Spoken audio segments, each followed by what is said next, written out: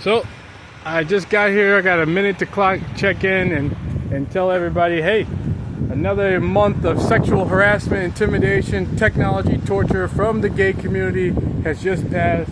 To these people who don't really give a fuck, I told her several times who I was, what I did over years to advance weightlifting to improve mankind, and she acts like that has no value whatsoever to her or to the no congratulations, not one, or no acknowledgement that, hey, this person who's supposed to be rehabilitated by us has actually improved mankind significantly. She's more concerned about who I am having sex with, and only if it's a dude. So she's more concerned if I'm having sex with men than anything else that I could possibly bring up to her in this conversation. So when you look at her and you watch this video, don't think about me advancing weightlifting or me trying to be the best positive person I can possibly be at all times. Think about this woman is reflecting on who I'm having sex with and if it's a boy or a man. That's what she's concerned with. She's a parole agent for gay people. And she encourages everyone who goes through her office to have sex with the gay community.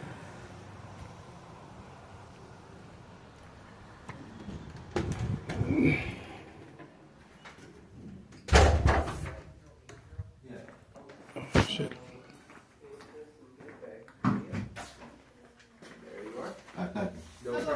I'm here to see, for a parole meeting at 3:30? With Danielle, right? Yeah. You fill your paperwork out and get you all checked in. Yep. All right.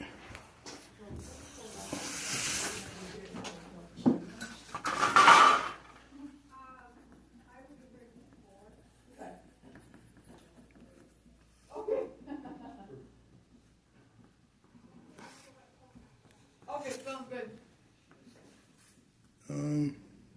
Several gay community officers.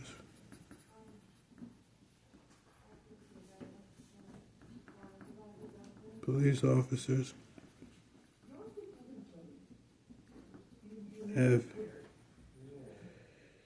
harassed me in trial. And there was trial.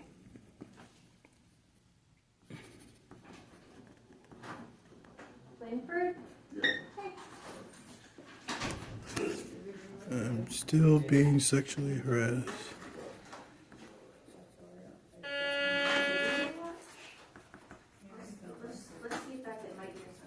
Intimidated by gay people in person and with implants.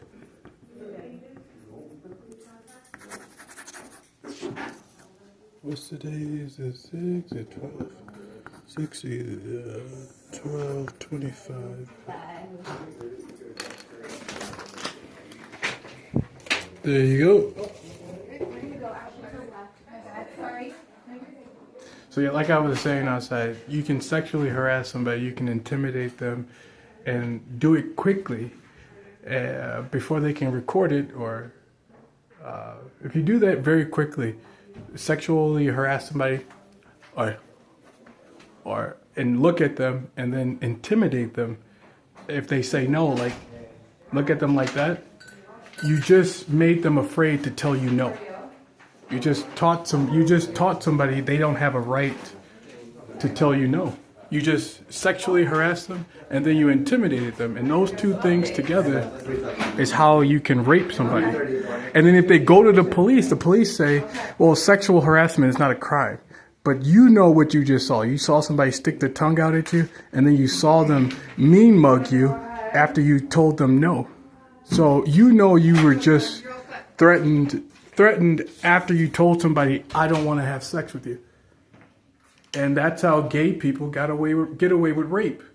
So people are walking around here scared as hell to say no to people in the gay community, and cops are protecting them by telling the victim, we don't police sexual harassment or mean mugs or like clues or intimidation. We don't police intimidation. So you have rape victims all over the community who are just quietly having sex with people they don't want to have sex with. And that's what happens. They're all over the community, there are men and women who are having sex with people they don't want to have sex with because the police department doesn't take their what they tell them seriously. That, hey, this person just sexually harassed me, and minutes after I told them no, to stop doing that, they intimidated me. And now I'm terrified. What am I supposed to do? The cops say, well, it's not our problem. So now you have a person walking around the community who's constantly afraid that someone's going to do something sexual to them, and there's nothing they can do about it.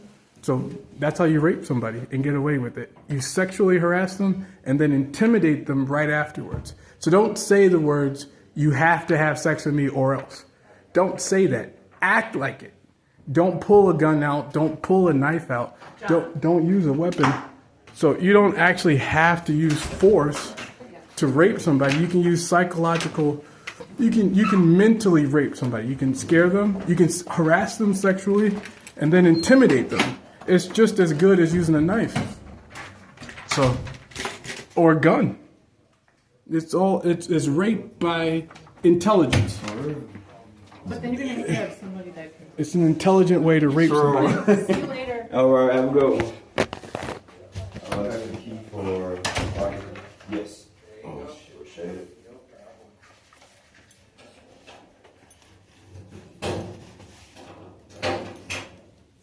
So yeah, people got smart. You don't need a weapon to force somebody to have sex with you. You just need to scare them and make them afraid to tell you no. And that's what I deal with every day outside of this building and inside this building. Occasionally somebody here is gay. When I arrive, they'll do something sexually inappropriate. And if I say, hey, don't do that, they'll look at me like, hey, what you say? Or they'll use intimidation tactics to get you to not feel like speaking up for yourself.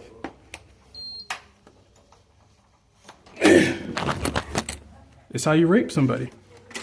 Broad daylight.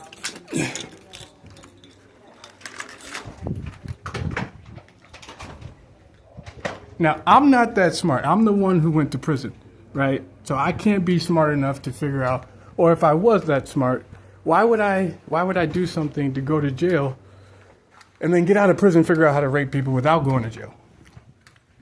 That doesn't seem like what a smart person would do. So I'm not the real criminals haven't been caught.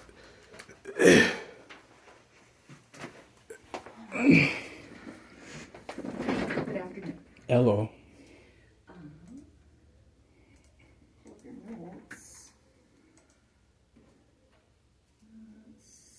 I got some text messages from you, so I apologize if I didn't Okay. reply to all of them. Let me just recap real quick. I get a lot of text messages throughout the day. Yeah. Just going. So I saw you on May 16th. Okay, so it looks like there was the Evansville disorderly citation. Did that go through?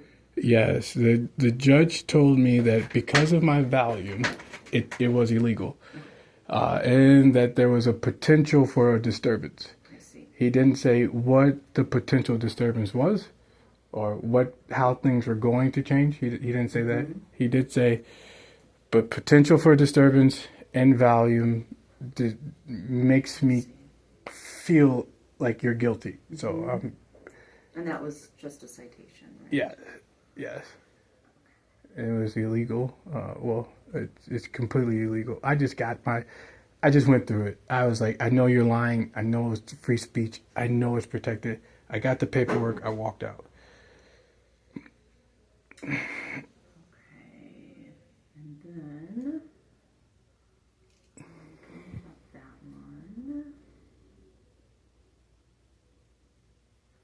this? What was this one?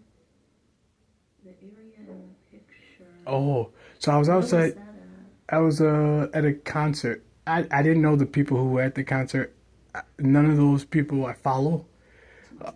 Yeah, maybe Monday. Maybe it was Monday last week. Or well, I mean, when I have my phone shut off, Oh. not during business hours, and so when I turn my phone on, that's usually when the date is on there. So it was Monday at like 7:26 in the morning.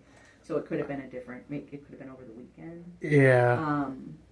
It was at a concert. It was Bree Stevens. Yeah. Okay, I see part of that. Yeah. Okay. Some people were there. I didn't know them. I stood outside in it was a public area, and the police officer told me this is a private property. I told him there are Madison bicycles right there on private property. It has to be public property. If Those electric bikes. Yeah. Yeah.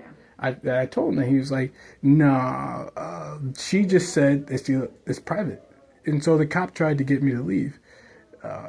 I told him, "Hey man, can I have a sergeant?" He said, "No, I'm not going to call a sergeant because he won't know if this is private or public property." And I was like, "Well, then how do you know, or how does she know?" But either way, the cop lied to me to get me to leave, and then he told me, "Why would you want to be where no one wants you to be, or where these people don't want you to be?" And I told him, I should have said it's not high school, but I was like, I have a right to be here. You're on a public sidewalk. Yes, and the sidewalk and the area right in front of the Bree Stevens field is publicly accessible. It's where the bikes are. It's like it's all sidewalk. Sure. Yeah. It's like the state capitol. There's an area where the sidewalk, you can clearly see the sidewalk, and then where that circular, like statues are, it's also public property. And the Bree Steven has bikes on the publicly accessible area of Stevens Field. Okay. And I told the cop that. He didn't listen. He didn't cite me. But he basically scared everybody around me because they're thinking what I'm doing is illegal or that something bad is about to happen. To me, probably just to me, but it's still it's disturbing to think that somebody's committed a crime or that somebody's about to get arrested. So the person who was disturbing the peace was the officer who was infringing on my freedoms. And that's like a sensation that most bystanders feel scared by. And then some smart bystanders are like, hey, but that's his freedom. This is a public area right here. And they can tell. The bikes are right here. This has to always be publicly accessible. If these bikes are here, people have to constantly be able to get to these bikes. So the cop was wrong, and smart people would be scared. Especially if they know their rights and they know publicly accessible areas when they see them. Sure. And then people who wanted to donate probably don't want to go around donate to someone arguing with police officers. Okay. I just wanted updates on those. You volunteered at Rockfest? Yes. And how was that? That was pretty cool. Weather was nice, I heard. Yeah, I had a really good time volunteering. My back was touched, the lower shoulder area of my back and the shoulder area of my back kept getting touched by men. I thought that was inappropriate. How did you respond to that? I leaned away a bunch of times. I use body language to tell people to stop touching me because I'm somewhere I want to be and I don't want to cause the appearance of a disturbance. So even though I may be right to not want someone to touch me, I don't want to cause the appearance of a disturbance that gets me kicked out of Bratfest. So if you were to say go fuck yourself, yeah, it would. Well, that's too far. That would probably get anybody kicked out. But like telling somebody stop touching me really loud or get your hands off of me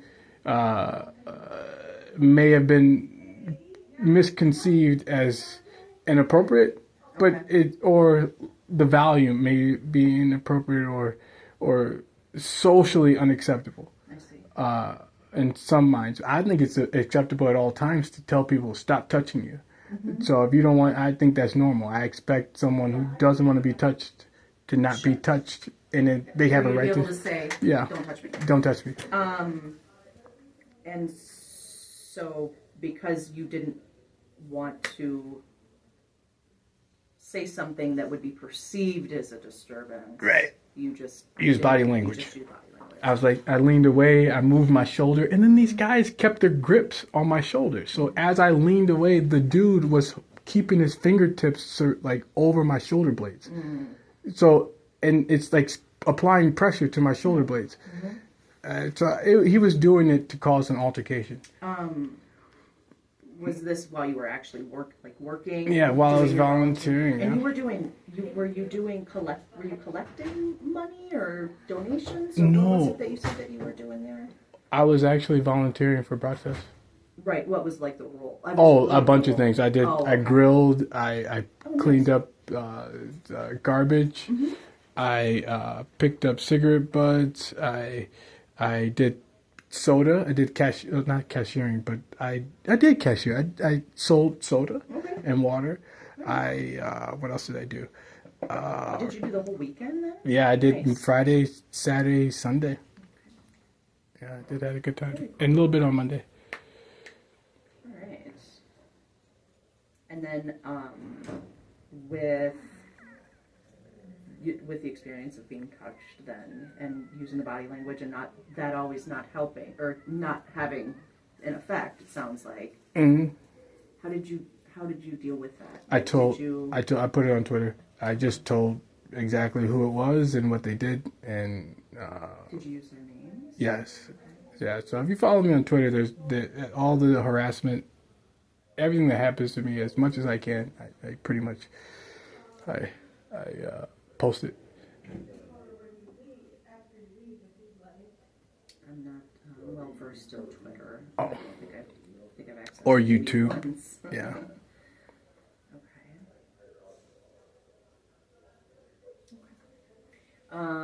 Remind me when Iron Man is, or did they already have that? Iron Man's in a couple of months. So it's later in the summer. Yeah. They ask you every time. Okay. And you're still planning on doing that? Yeah, Okay. yeah. It's a lot of fun. Any other volunteer gigs this summer? Fundraising. I've been Oh fundraising yeah, how has that been going? very well. Where Yeah. are you at? Last month, when I met with you, you had raised like almost $1,000. Yeah, I'm just over $2,000 now. Did you find any new, I guess, like major donors, or has this all No. been just individual? No agencies or No, gyms no big donors. Nobody. I think people have egos, and they don't want to admit that their companies have been leading people in the wrong direction. It's a really hard hard thing to admit to, because you've taken tens of thousands of dollars every month from people who believed you knew that this is the only way to get stronger, or the best fitness. So I guess all these gym owners are turning me down or denying that advanced weightlifting is the path forward, and is the best way to get stronger, because they'd also have to admit that their businesses, their models, their beliefs, their customers are all people that they either have lied to. Well, the business is false. It's not false, but it's leading people in the wrong direction, and they're taking tens of thousands of dollars from people, even if they believe it to be true when they started the business. They I gave them the knowledge, so they don't want to talk to me, honestly, because now they have the awareness that, hey, we were wrong, and we shouldn't be taking money from people and telling them that this is the best way to get stronger, if we have knowledge that it isn't. So I read the GoFundMe page, and that's pretty. It's very thorough and pretty impressive stuff, I have to say. I was up. I mean, most of it was Greek to me, obviously, but it was all the information you need is right there. Yeah, it's the truth. It's So I've been telling for 4 or 5 years now. Advanced weightlifting is the only way to get stronger, and it gives you every single thing that people are paying their hard-earned money for. They're paying to get stronger. They're paying to be faster. They're paying to build stamina to companies that aren't providing them the results that they truly want. And if these companies are aware of it, then they are stealing from people or they're lying to people. I don't know how it's going to work out. Sure. And if you publicize this, but the truth is you are lying to people. That's not how you get stronger. It's not even close. You're getting further away from strength if you do most things that companies tell you to do. So. And you're planning on just, I think I asked you last time about just keeping it open until you reach your goal. Yep. All right. Yeah, I'm gonna museum it. I'm gonna display it and let everyone who wants to see it or I don't know if I can let them use it or not, but display it and teach people what happens if you do this, and museum it as with the funds I collect. Sure. What about? Are you still with Maple Leaf? Yeah. Are you getting enough work? Yeah, they're giving me hours. Okay. Let me see. Oh, somebody at work called me a pedophile. Where did that come from? Yeah, he called me a pedophile. I was his pants were down. He was exposing his butt at work, and he did it for at least 2 minutes. And his butt was hanging out. I looked to my left outside the truck window, and I could see a grown man's butt. His pants and his underwear were beneath his butt cheeks, and he was bent over. I asked him, "Hey, man, do you mind pulling up your pants?" And he said, "Don't look, don't look."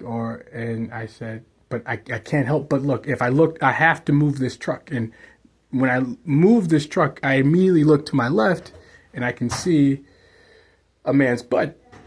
And then he said, "You know you like it." And then he said, "I don't take lessons from pedos or something, pedophiles or something along those lines." And then I told him, "Don't ever call me a pedo.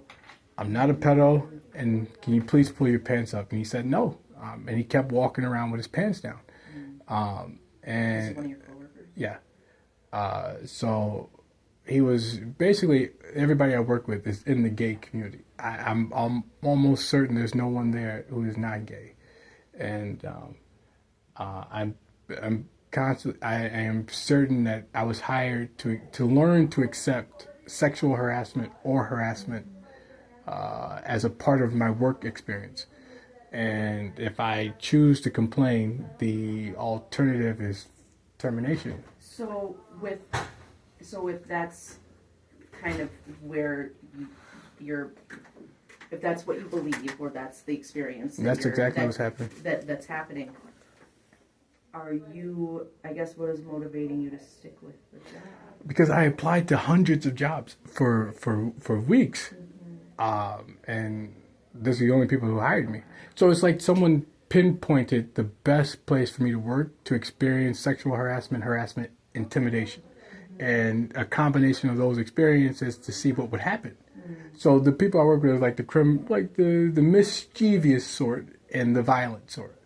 So you can kind of get the impression, the expressions of intimidation all the time. So there's constant behavior that doesn't align with like work environments. You're supposed to, the standard work environment. So your particular work culture at your current position is it's aimed for that purpose. I mean, there's a reason why that job was available, and that work culture existed prior to me. It existed prior to me, and I'm supposed to join in to that culture of sexual harassment, insults, intimidations, aggression. I'm supposed to fit into that, but I get the dummy. It's a gig or like a ploy to get me to participate, and then start marking down that behavior as a characteristic, my characteristic or characteristic of me. But it's not. I'm not going to participate in or like have a work history that, hey, he was insulting people too. Right. Or he'll just say he was insulting people, or he was aggressive with his coworkers. But the reality is there's a culture of this behavior at that job, Gotcha. but they won't say all that. They'll just leave that out. Are you getting still like full-time hours? Yeah, about 30 to 40 hours. So, I guess on average, are you spending? I might have asked this before, but when it comes to like the interactions of these with some of your coworkers, do you spend most of your time though on your own, or is Yeah. it like 50-50? Or I know Yeah. you interact with your colleagues, with your coworkers, but is it Only primarily by myself, but then there are stops. I have to interact with the people I work with. So if I go somewhere, there are places where I have to get out of the truck and talk to them. you have to you have your destinations and everything? Okay. And sometimes they've been asking me to drive them places, so they get in the truck. So I guess occasionally they ride along, Okay. but it's rare. Okay. So it's mostly just Yeah. you're independent. Yeah. So it's And then there's it's not the full time that you're having to Yeah. interact with them. Yeah, I think they're trying to create as many opportunities as possible where I do interact I with, see. and I think it's not supposed to be that way, and I think it wasn't that way until after I started working. Someone is trying to get me to socialize with gay people at work, so when I'm on break, these people suddenly show up at like the random gas station I chose to go to, the people I work with, and they're like, "Hey, how you doing?" Or trying to break that barrier where you normally go to work, you just do your job and go home, and you only interact on up to what you need to interact with your coworkers.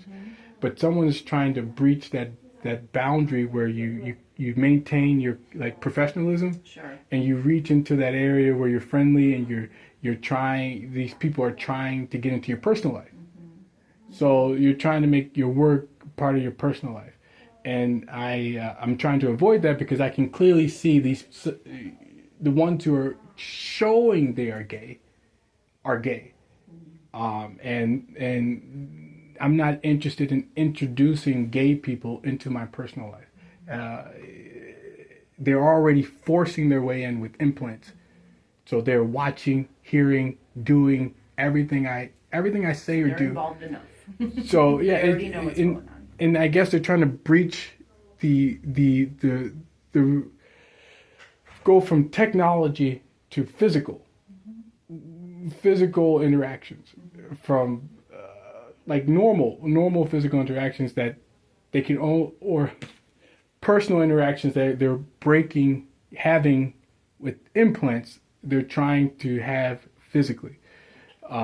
So they want to touch me. They just use an implant to create the impression that I'm being touched. So if you like to touch someone's ears, you just use an implant to make their ears move like you are touching their ears. Or you want to grab their genitals, you just use an implant to create the sensation that someone's grabbing your genitals, or playing with your anus, or right there next to you, or sleeping next to you, or doing something to you that you won't allow them to physically do to you. Or like being inside your home, watching you sleep, watching you eat, well, witnessing you through your own eyes fall asleep, witnessing through you through your own eyes cook your meal, witnessing you take a shower, witnessing you pee, poop. Use an implant to watch people in their home, and then talk to them about what they're doing, or talk to them about what you would like to do to them. So those are my experiences. Okay. Any updates on housing? Is the plan still the same when the lease ends? Yes, I'm still planning on moving out and sleeping in my car. I got it set up. It's pretty good. It's pretty good setup. Okay. And then yeah. Are you looking for another place? I can't I know, afford. Yeah, it's- it What do you pay right now? You pay like $860. somebody just told me this morning. There's an apartment complex on Badger, and they have a 1-bedroom for like $850. Oh Yeah, and that's like the cheapest I've heard Yeah. in Madison in a long time. Yeah. On West Badger. I don't know how you feel about the south side, but Yeah. I'll save, and then hopefully it helps my fundraising. And hopefully I get to build this tool. And then I don't know if you care, but I think our bodies are our best shelters. And I think they can improve significantly to be the only shelters we need. And there's a bunch of cool things, biological changes that are going to take place, like that improve our lives and makes buying houses or mansions or expenditures look less valuable. okay. So so a lot of changes are going to take place, and I think that's why people are afraid to help out, because we're going to get smarter, and we're going to realize that there's more important things in our lives than where we spend most of our money. So, so people don't want to see that reality, and I'm trying to. I think that's holding my fundraising back. I don't know. No, Yeah. Makes sense. I hear what you're saying. Like I said, it's all Greek to me. I read through your GoFundMe, and it was very well written. Yeah.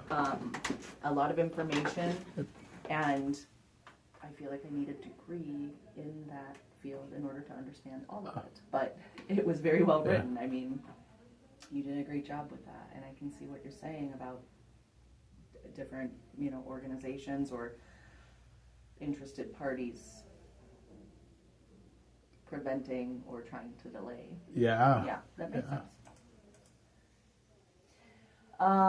All right, so do you want to stick with around the same time? What's your work schedule?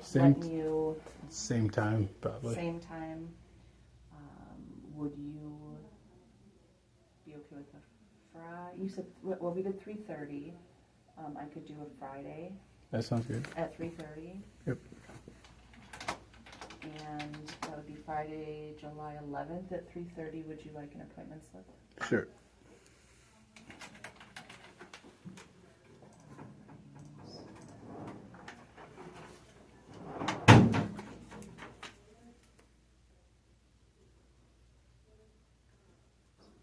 Office at 3:30.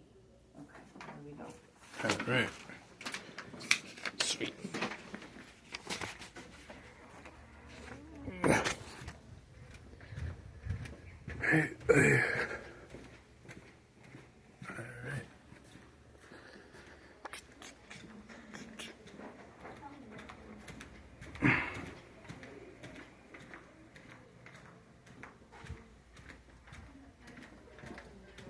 And see you next month.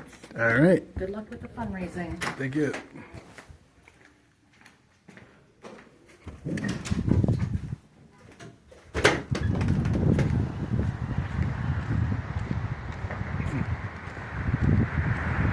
But anyways, that is how you rape somebody. Well, I just told. Again, they're not accepting the reality of my words. You think I'm wearing an earmuff? Well, they're just letting bad things happen. Rapists, gay people. Let gay people commit rape. Let it happen.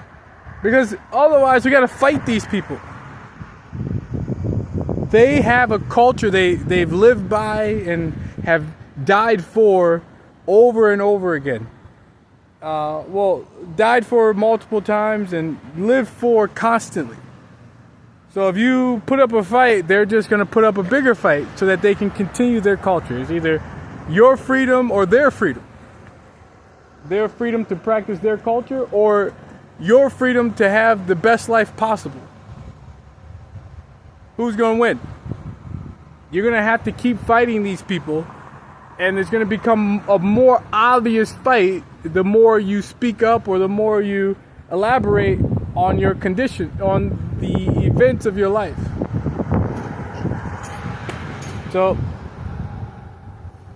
people are afraid of that, and they'd rather just let me get raped or tortured or murdered than to put their own lives on the line,